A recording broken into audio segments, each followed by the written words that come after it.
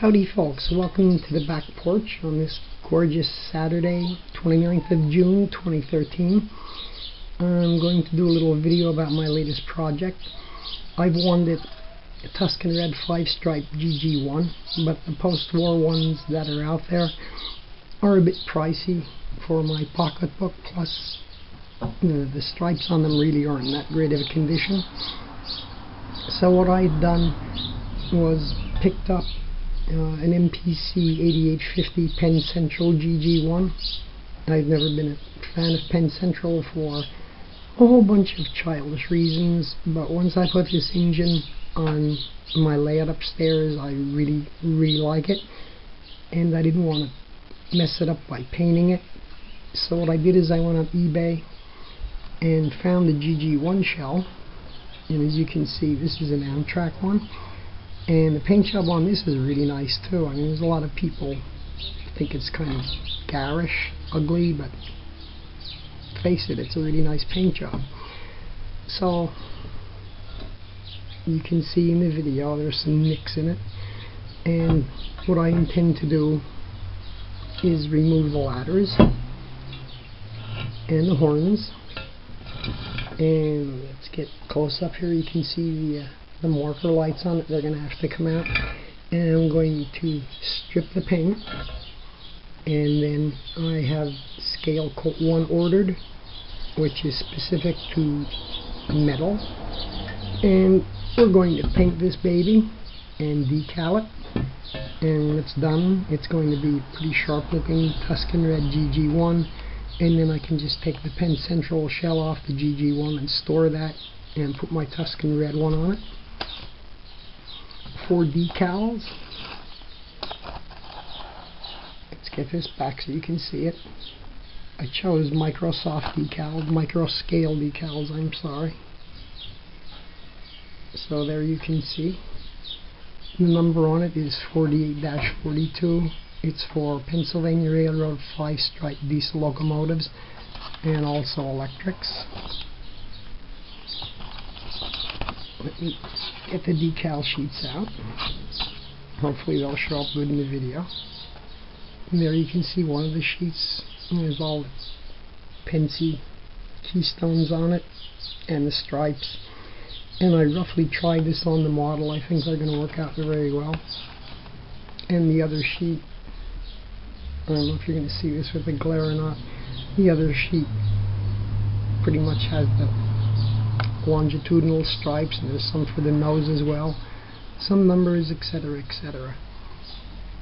So before I go stripping paint, I have to remove all the hardware from this engine, and we'll strip the paint and continue making the videos as the project progresses. And that's all for now.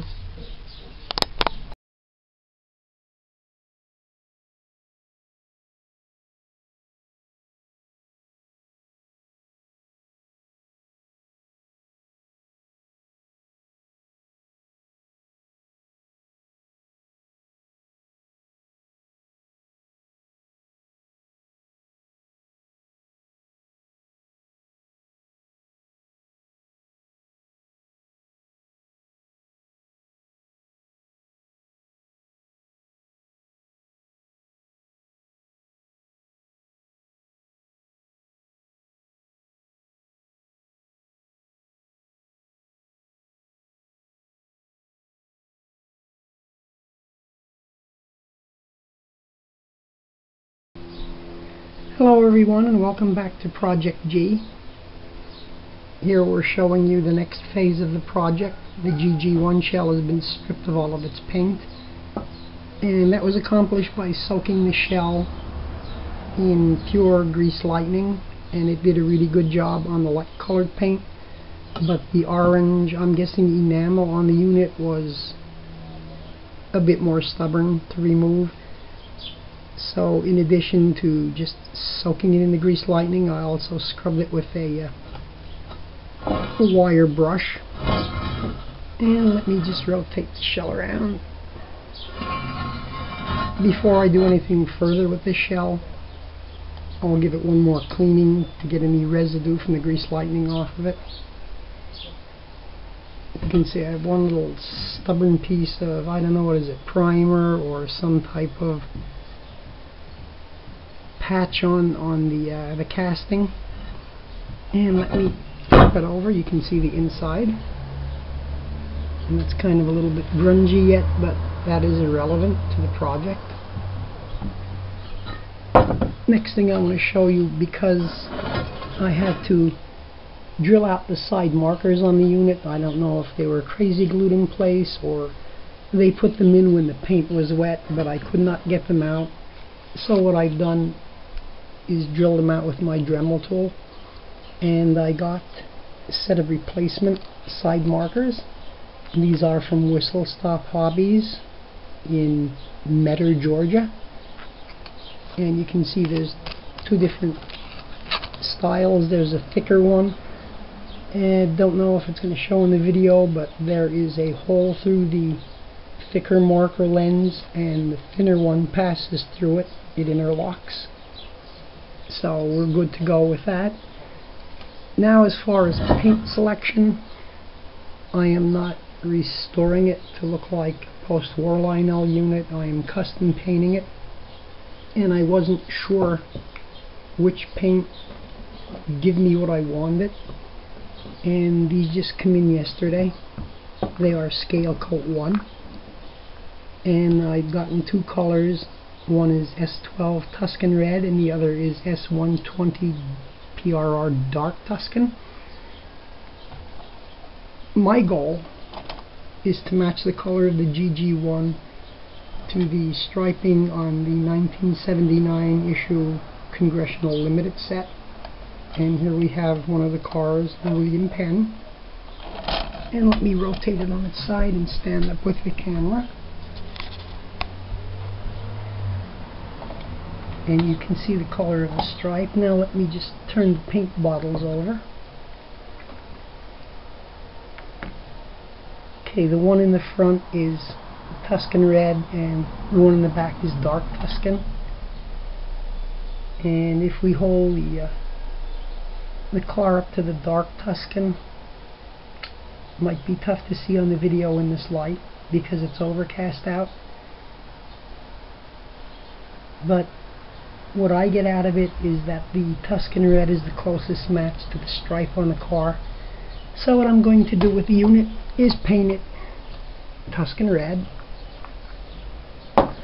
and in the next installment we'll show you how that turned out. It's been decades since I've custom painted, and I'm hoping I haven't lost my touch, but we shall see. Until then, take care. Bye bye.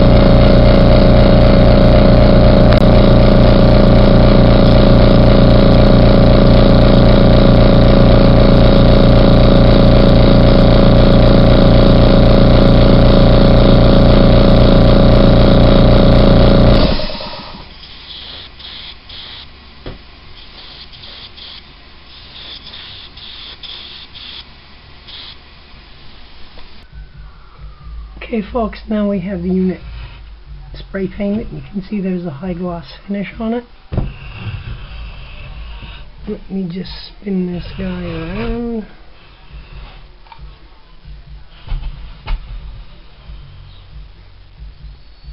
Wow, look at that shine in the monitor. This is Scale Coat 1, and they claim that it dries to a high gloss finish and that you don't even have to apply clear coat to do decals. We shall see. Now the next step for this project, Scale Coat recommends baking this in an oven at 175 degrees for 2 hours.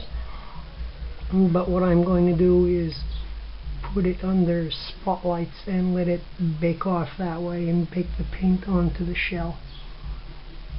So stay tuned for the next installment, and this is probably going to be one huge long video. For now, that's all. Take care, folks.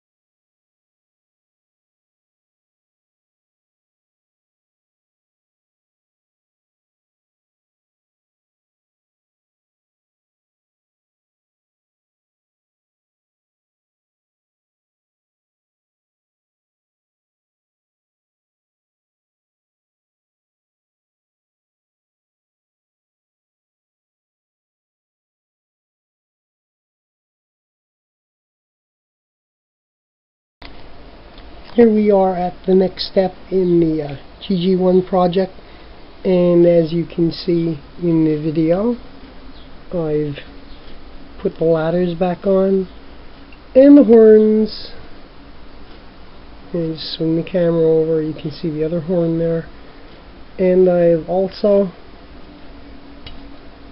added the class lamps to the one end of the unit, and you can see them here. And we'll pivot around, and there's the other two, and I stopped short because I wanted to get the other ones on video. So I'm just going to swing the unit around and show you that they have not been installed yet.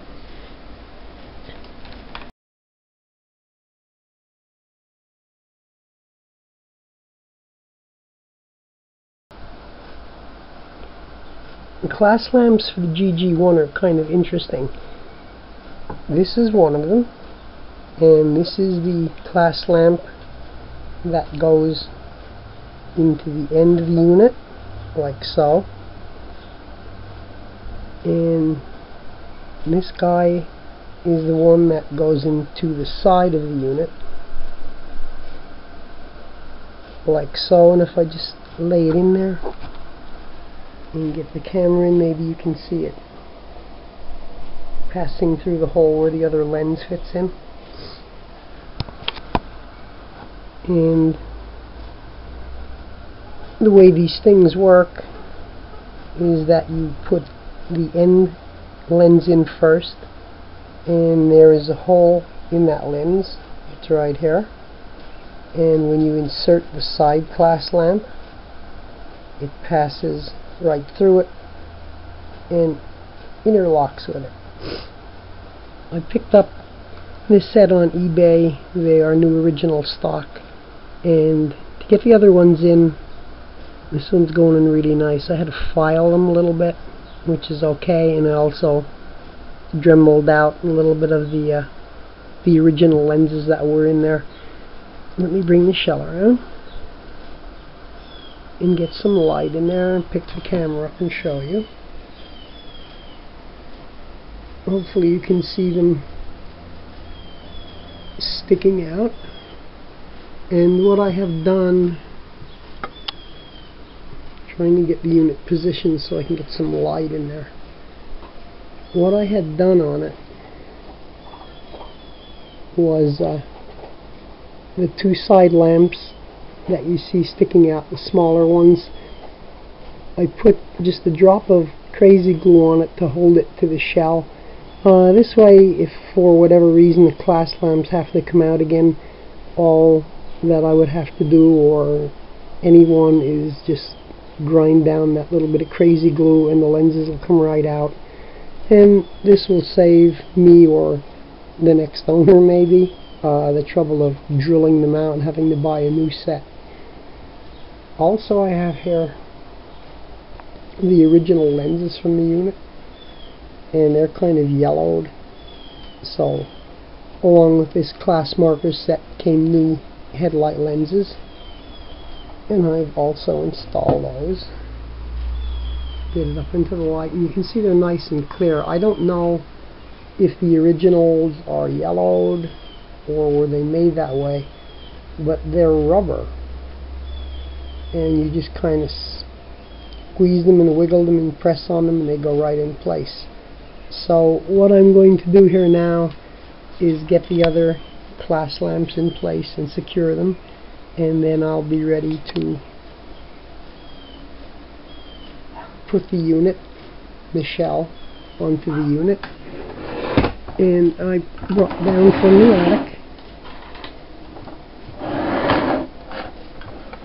the Penn Central GG-1 that I bought on eBay, and as far as I'm concerned I got a really good deal on it, but I don't know, it's a simplistic beauty, and I was going to paint it. I changed my mind. I'm going to keep the shell. So this shell will go into storage once the Tuscan red shell goes on. So when I'm ready to transfer the shells, I'll try and get that on video. And that's it for this segment.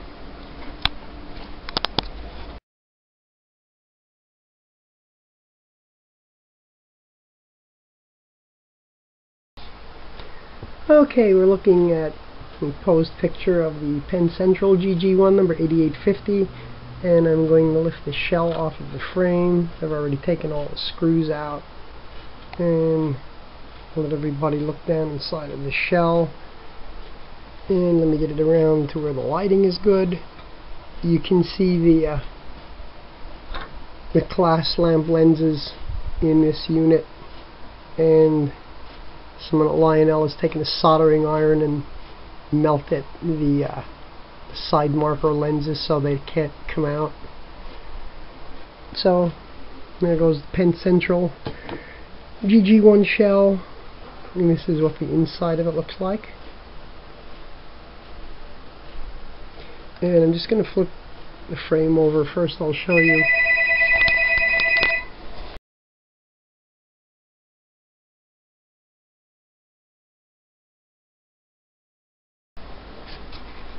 Okay, let's take a look at the frame for the GG-1 and how it's attached. There are 6 screws that hold the frame to the shell or the superstructure of the engine, and you begin to remove the frame from the shell by removing these 2 screws. And let me get the camera in here. This entire piece has a tab on each side of it, here and over here. And let me flip it over a moment. Also,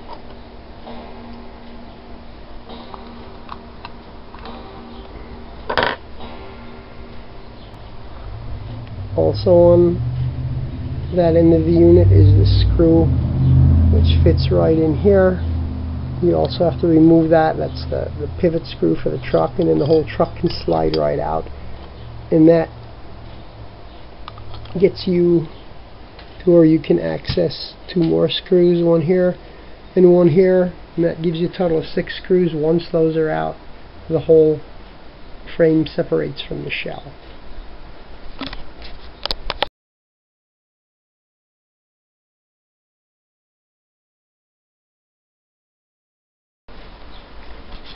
Here I've gotten the frame on the Tuscan shell, and I'm going to swing the pony truck out of the way, and you can see the first screw is here, and we'll slide the pony truck out of that way. There's the second screw, and move back along the unit, swing it around. You can see there's a screw here and also a screw here. And I put the screws in. I didn't tighten them yet because I want to make sure everything has a little play in it so I can get all of the screws in. And the next step is to get the pony truck in and the headlight lamp mounted in that. And because I'm holding the camera with one hand, I haven't brought the tripod down from the attic, I'm going to shut it down and get this thing situated, and we'll come back on again.